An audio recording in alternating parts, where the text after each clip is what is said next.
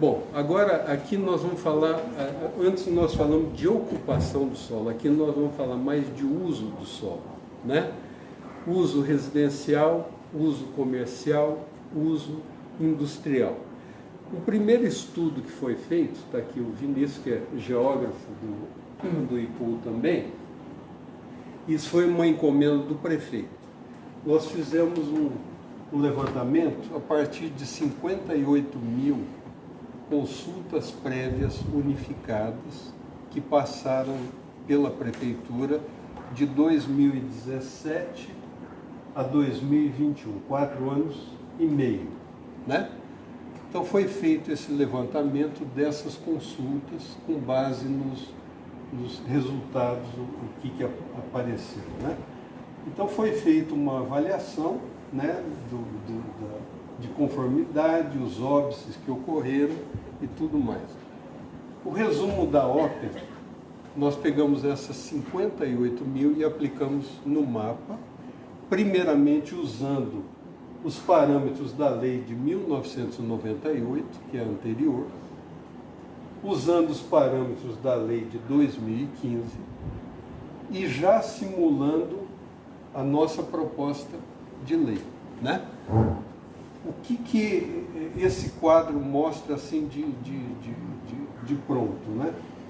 Que a gente realmente, em termos de ambiente de negócios, a gente deu um passo atrás em relação a 98. Porque em 98, usando os critérios da lei de 98, esses 58 mil processos, eles teriam uma resposta positiva de cara em 95% dos casos. Ou seja, isso permitiria você automatizar o processo e a pessoa tirar o alvará pelo aplicativo, porque automatizou, né?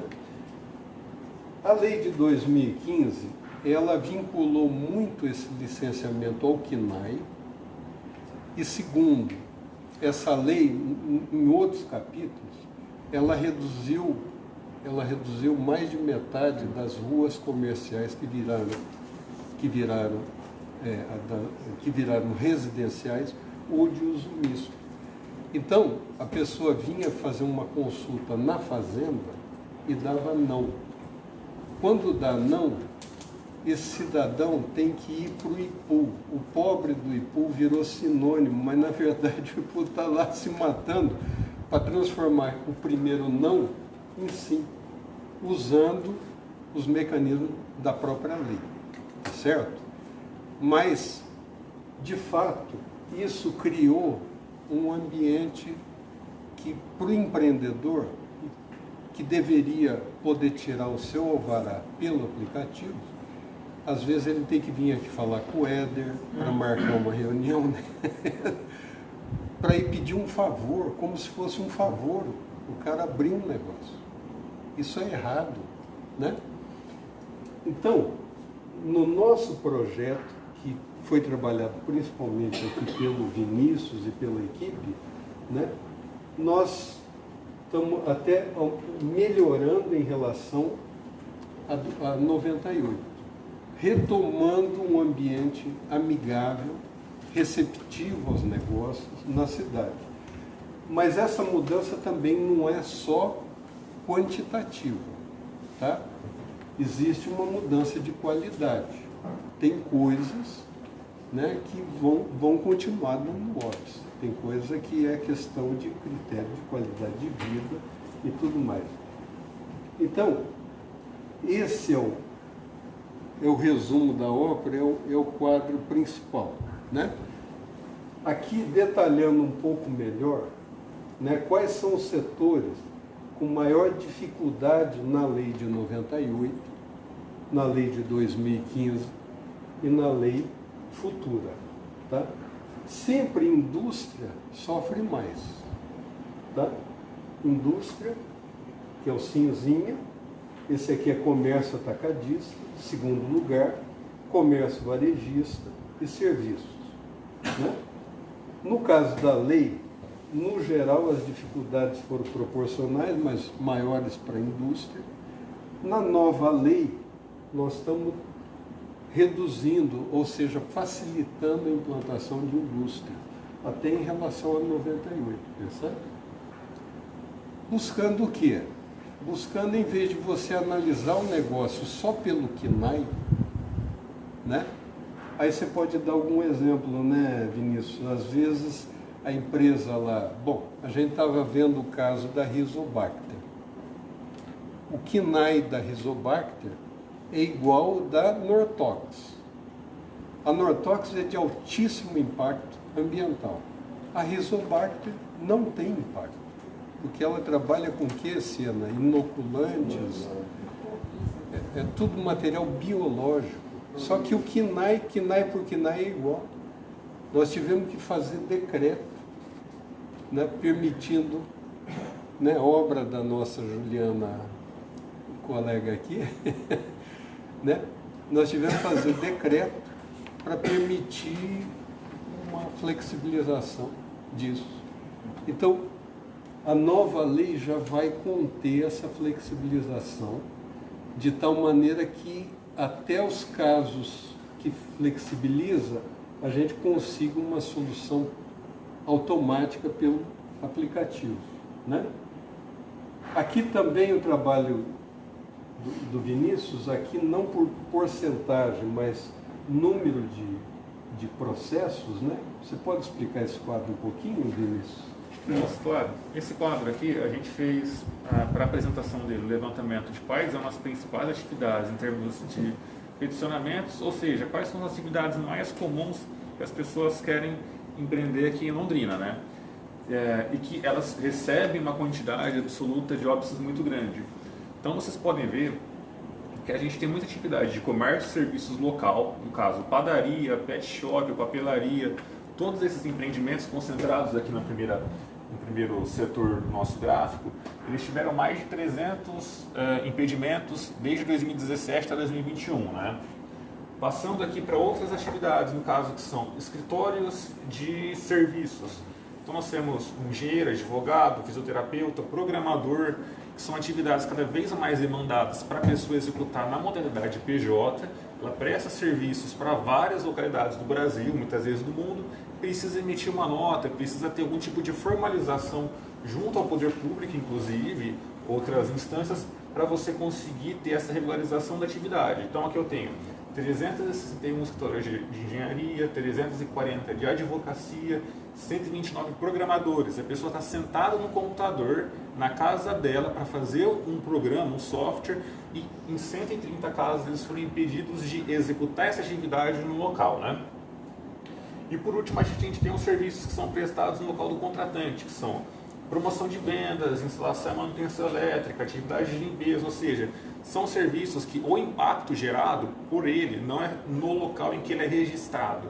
Então ninguém vai fazer uma manutenção de um motor de trem em uma empresa de 300 metros quadrados. A pessoa vai até a ferrovia fazer junto ao equipamento essa manutenção. Então tem umas coisas que a gente verificou nessa lei de ocupação do solo atual, que ela considera simplesmente pelo KNAI, na pior das hipóteses, como se ele fosse ser desenvolvido em uma empresa de grande porte, sempre no local em que ela está sendo consolidada, né? Então aqui a gente privilegia esse comércio e serviço básico de apoio residencial, os profissionais liberais e os escritórios que são feitos junto à residência, que é justamente esse tradicional uso misto da edificação. E aqui é o resumo da ópera. Aplicando no mapa, esse é o quadro, né, aplicando a lei em vigor, né? Isso aqui é o mapa dos óbices e a gente vê que está bem distribuído pela cidade inteira, né?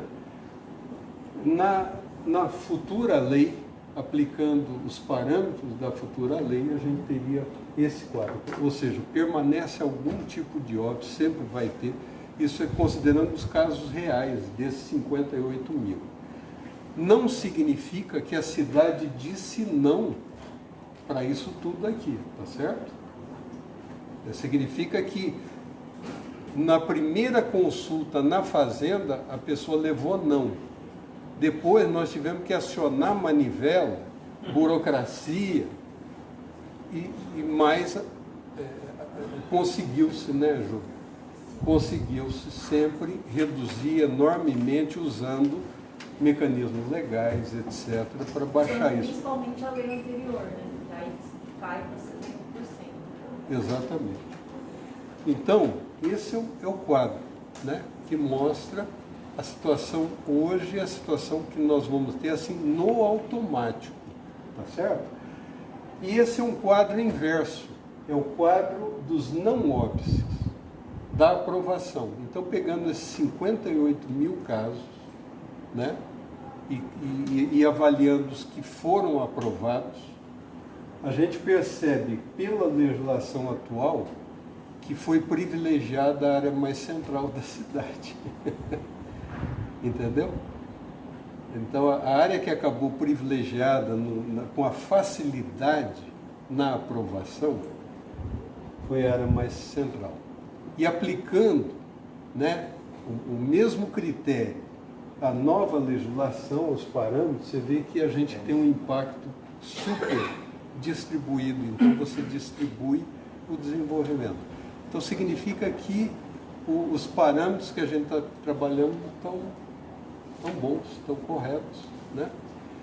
De toda forma, a gente vai debater isso tudo com a comunidade nesse período. E aqui um quadro já considerando aquelas zonas que nós falamos lá no início, lembra? Residencial mista 1, mista 2, mista 3, comercial, cafezal, e aí vai, né? Aqui então, e considerando os usos, né? Lembra? Uso de apoio residencial, uso básico, etc. Mas basicamente a composição que a gente explica aí um pouquinho para a gente esse quadro, Vinícius. Nesse quadro a gente consegue ver aqui, como o Zadel colocou, as zonas, né, colocaram sempre a mais residencial, puramente residencial, melhor dizendo, para aquelas que têm menos previsão de usos residenciais, né, porque você vai aumentando a densidade até chegar na zona do misto 3 e as comerciais, e os usos previstos para o solo, né, que no caso dos usos mais leves aos mais pesados. Eu vou tratar principalmente dessa questão aqui, daqueles que não têm restrição locacional, que eles são a maioria, né? Dá praticamente 80% dos casos, né? Então, a gente vê que tem uma hierarquia. Então, as zonas que têm previsão de usos mais residenciais e menos densidade, elas têm menos possibilidades de uso de atividades econômicas, e aquelas mais comerciais, de maior densidade, que você vai ter uma maior demanda por comércio e serviços, pela própria concentração de pessoas nesse local e uma complexidade maior dos serviços e do comércio demandado, elas vão tendo mais permissões, né? É justamente onde você vai tendo a efetivação de usos mais mistos e a possibilidade de você ter menores deslocamentos, constituição, reforço, manutenção, reconhecimento das centralidades históricas que a gente tem aqui. Tem um limitador importante também, todos esses quadrados amarelos significam a atividade ela é permitida, mas ela é permitida com base em alguma limitação que a gente no momento está considerando fundamentalmente duas. Para a zona residencial, essas atividades de uso compatível apenas na modalidade de uso misto, ou seja, a pessoa mora e trabalha na mesma edificação, e essas outras com a metragem quadrada aqui, elas são permitidas, mas até essa metragem, né? Então acima disso elas não seriam permitidas. Onde está verde é permitido sem uso misto e sem restrição de metragem, e onde está esses quadradinhos vermelhos é que a atividade não seria permitida. Só para dar um exemplo. Serviços de apoio residenciais, lembra? Lavanderia, salão de beleza, aquela coisa mais simples. Pode na cidade inteira, só não pode aqui em zona industrial 1 e 2. Atividade rural e extrativa mineral no perímetro urbano em nenhum lugar é permitido. É de um extremo ao outro. Onde está em vermelho não pode. A atividade vai ficando mais densa, já não pode no residencial, não pode no misto, tá certo? Vai ficando mais densa, já não pode nos comerciais e assim por diante. Restrição atmosférica. Problema de contaminação do ar. Só é possível atividades assim em zona industrial 2 e nessa zona aqui do Jacutinga. Restrição hídrica. Já não pode no Jacutinga, porque é manancial. E só pode nessas duas zonas. É isso que esse quadro está mostrando para nós, certo? E aqui um exemplo prático, né? Nós estamos considerando aqui uma empresa, uma reparadora de motores rotativos, pela lei atual e pela nova lei, né? Como é que é isso aí, Vinícius? Eu trago aqui um exemplo que ele mostra que o KNAI ele é um bom indicador de que ele pode ser executado. Se a empresa licenciar um KNAI, sem restrições, ela pode fazer tudo aquilo que está compreendido nele na definição do CONCA, né? Mas ele não identifica exatamente aquilo que ela vai fazer. Eu tenho centenas de empresas que produzem, que têm a mesma execução, mas a operação delas é diferenciada. Então, o impacto que você espera delas também é diferente. Então, como é feito atualmente? É considerado sempre categoria de uso, as categorias de uso continuam existindo, os zoneamentos continuam existindo, e se verifica se a categoria de uso, se ela está compreendida naquele quadro anterior, digamos assim, que ele é uma síntese. Se tiver permitido, então a atividade seria liberada. Se não tivesse permitido, no caso, a operação integral dessa empresa, que ela faz manutenção e reparação de máquinas motrizes não elétricas, e o comércio cadastro de máquinas e equipamentos não especificados anteriormente, né? Que é a descrição do KNAI. Por KNAI, são atividades pertencentes à categoria de atividade econômica complementar 1, na zona de uso misto 1, que essa empresa pretende operar, essa empresa hipotética, seria não permitida. Mas a gente pode solicitar isso de maneira automática, pelo sistema. O requerente prestou algum tipo de informação que deu não liberado, esse KNAI tem a possibilidade de reenquadramento, então o próprio sistema solicita mais informações, que seriam, tá, qual é a área que você vai utilizar? Você vai utilizar 1.000, 2.000, 3.000? Preencha a área que você vai utilizar. 450 metros. Essa área está dentro do rol permitido na zona de uso misto 1. Outra questão, modalidade de venda. KNAIs de venda tem a questão da modalidade, ou seja, a empresa muitas vezes ela está registrada, ela não atende o consumidor no local e ela vai ter a prestação como e-commerce, ou ela vai ter a venda no varejo, ela vai ter a venda no atacado, enfim. Então, se essa empresa ela faz a venda apenas não presencial, ela não tem impacto de deslocamento de consumidor e toda aquela questão de estacionamento, veículo. Então, é uma modalidade mais tranquila em relação ao geral, né? Local de prestação de serviço, se ele é feito só no local do contratante, o impacto é concentrado no local do contratante. Então, ele não vai ser executado de maneira negativa naquele local que a empresa está sediada. Então, nesses casos aqui, vocês veem que tem um verde mais claro, o sistema conseguiria reconhecer que são informações de adequação ao reenquadramento, e a partir daí, uma empresa que originalmente, só pelo KNAI, ela seria um T1, ela passa a ser colocada como uso compatível pela ferramenta, e passa de um não permitido para um permitido, né? É esse tipo de solução que a gente vai tentar flexibilizar na lei para que sempre obcecado pelo aplicativo. O cara foi lá e pimba, botou o negócio dele aqui, manutenção de máquina, botou um KNAI. Comércio atacadista, botou outro KNAI. Deu não permitido, mas se o próprio sistema já colocar que área você vai utilizar, que modalidade de venda, qual vai ser o local de prestação, já na consulta ele já transforma um não permitido num permitido. E é isso que se busca, né? Você, sem bagunçar a cidade, né? Sem gerar um monte de incomodidade, você com regra, mas criar um ambiente que os negócios possam desenvolver.